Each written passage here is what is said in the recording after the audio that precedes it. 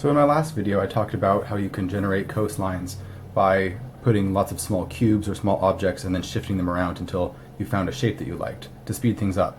Another way that you can do this is to do this purely randomly. This can generate some interesting shapes. And the way that you can do this is, again, you use small pieces like this, and instead of putting them on the board and shifting them around, you just drop them from a fairly low height so they don't bounce too far, and then you leave them exactly where they are. And try not to move them around at all or very much. This will generate interesting shapes and coastlines that you can use. So let's try it and see what happens.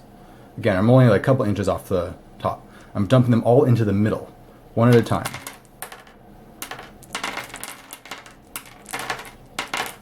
Okay, keep going. The ones that fall off the page I just reuse. I try to dump them all near the middle because that makes a more centralized shape of cubes.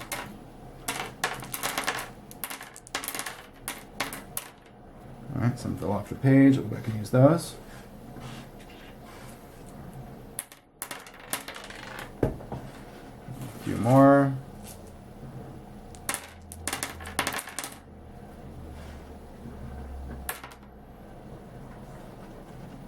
Alright, let's see what we have here. Again, you're not completely trapped by where these things are.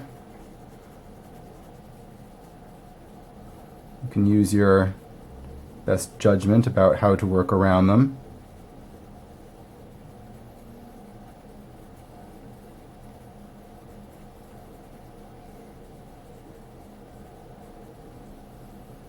Now, in my opinion, what this does is this creates usually pretty interestingly shaped continents and land masses.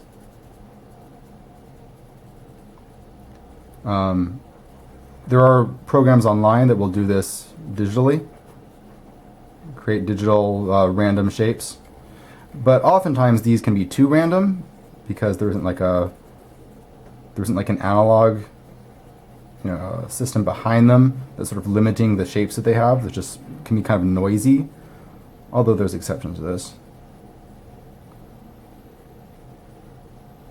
But doing it this way, I think, and then using your judgment about how to apply it, can end up with some very interesting shapes, and ones that often look very plausible, which is what you want.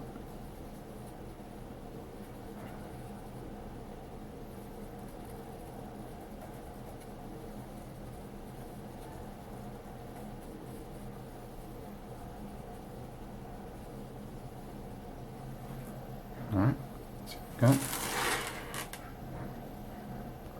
There we have, I think, a fairly interestingly shaped continent. Let me zoom out a little bit.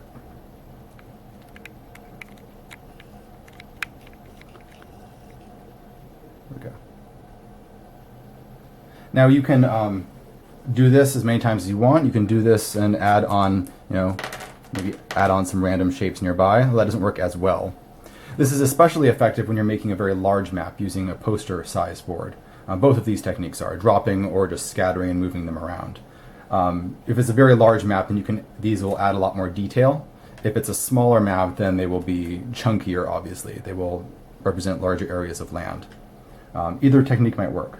All right, that's my video for today. Let me know what you think and if this is helpful to you. Like and subscribe to the channel, and thanks a lot for watching. I'll see you later.